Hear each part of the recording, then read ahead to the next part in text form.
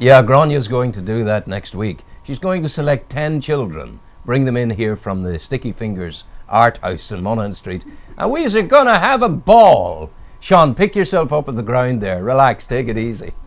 Jim Boylan from Warren Point is with me. The iconic Boylan television business of Warren Point.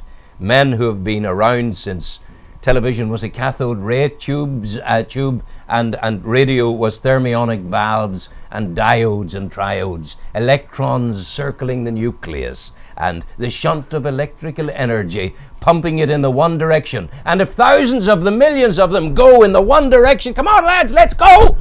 That's electricity. You have baffled me already. I know this. It's just my way. It's in my natural way. How are you? Not too bad. You will tell the people you're the man of one of the people behind the bridge, but it's been your pet project for as long as Pussy's been a cat. And here we are. We're on the cusp of an announcement. Danny Kennedy is now back from Brussels. He's back. His department are saying, Danny, public inquiry. Danny would be of a mind to go ahead with it. I think that's my reading of the situation. So, what you know, you're at the coalface. You have the ear of the great ones. What's the story? Well, first of all, is the Warren Point Chamber of Commerce and the Newry Water Bridge Committee, of which I'm part of, and there's a lot of people behind it. Oh, I know this thing. Yeah. Also, what the minister, and we have met him many a times, and he knows our feelings, and he knows the feelings of the people of Warren Point. I'm sure you yourself, being a resident of Warren Point, now know how deep this goes. Oh, I do. So it is a major decision by the minister, and it's a major decision by his whole department. A department that has failed to deliver.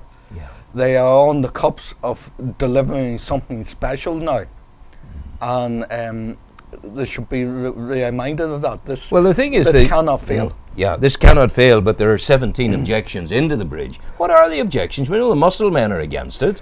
We know the harbour has certain concerns, but what other objections are there to it? Yeah, but I think the main objections are from the muscle men. Yeah. But they've already dredged the lock into Armageddon. The horsemen of the nautical apocalypse have raced across the shore, the seabed of Carlingford Loch. They have dredged it, till there's no sea life left in it. And one of the key players in the angling festival in Wales this weekend, a member of the Irish angling team, said this: no sea life, no fish life in Carlingford Loch. That's the responsibility of those who dredge the loch. So are they going to stop your bridge? Well, hopefully not, and hopefully the minister can see through that. The minister needs to be strong and make his decision. We have ministers in Stormont who have been brave, haven't listened to their officials, and gone for the will of the people. This is the will of the people. Now, your question to me was pulled very, very passionately. Yes. More passionately than I can pull it. Yeah. And that is the feeling of the people of Warren Point. The feeling of Warren Point to be getting up and saying to us, oh, get the muscle man out, get the muscle man out, get the muscle man out. We don't want to do that. No. We want everybody. An accommodation. Yeah, an accommodation. We're willing to accommodate. I know the offers that have been made to the muscle men. I know the accommodations that have made. What sort of offers? What sort of accommodations? Well, of the opening of the bridge. This is all meant to be navigational. The bridge opens. It's navigational. We have navigational waters. So there shouldn't even be an inquiry. Yeah. Shouldn't even be this length of time of making a mind up. It's an administrative thing. It is a minister. The council deal with it, open it to allow the boats in and allow the boats out. And that is very fair. But you're right in saying that the loch is being dredged. It's the only loch in Europe that allows dredging of mussels. The mussel men were pulled out of Strangford Loch and Belfast Loch. But I'm sure you heard the old Warren Point saying is, oh, anything's good for Warren Point. Well, I can tell you, I have to say it felt like that when the dredging operation was first mooted. I couldn't understand, coming from the pristine waters of Strangford where I sailed, and when I experienced the pride of the people of Strangford Loch. I could when they said you will not dredge Strangford Loch, you will destroy Strangford Loch. I couldn't understand why the people of South Down, the people of Carlingford, the people of Greencastle, the people of Warren Point, Andrestriver, why they ever allowed dredging to commence in the first place. But it's been allowed because we, the people at one point, are not noted for getting up and campaigning. They have campaigned, they have backed us the whole way. You talk about the 17 objections. What about the 1,500 plus endorsements from the people at one point? Yeah. Do they mean nothing? Does the DRD officials that are sitting there not take into consideration that? Take the hotels, the guest houses, the money that has already been invested that needs these tours to come. And interestingly invested on the day of the announcement that the bridge was going to get the go-ahead. Yes. People then stepped up to the plate, did it, and bought the premises and started repairing. And another thing I hear about the farmers and the fishermen needing money because of the bad weather and that's all fair enough. But what about the small businesses? What about the pubs and the hotels that have suffered and are still suffering in this economic climate?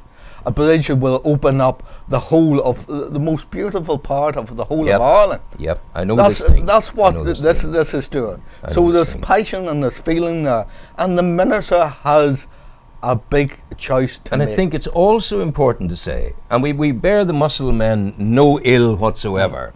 We reckon there should be an accommodation for the Muscle men, that the right situation should be put in place to allow the boats to come and go and to facilitate their fishing. We don't want the fishing in that form for a start. Let's change it to having mussels growing on ropes that hang from rafts. Oh, that's there. But it's there, so let not the bridge be a reason to stop it. But I think when we go down the road of objections by any sectional interest, whether it be the baker, the candlestick maker, the butcher, whoever it is, no retail sectional interest can be allowed to stand in the way of the progress of an entire community. Yeah, and this is what this is. But also there's a moral aspect to it. Like, if you take life is short. We're born and we have a short time here on this earth, and we're here to do good for everybody. We're here that we should be leaving this part of our being better than when we came into it. Now, the changes in one point have been very little and have been gradual. There's been a lot of bad changes, okay, but it's our job to make it better for everyone.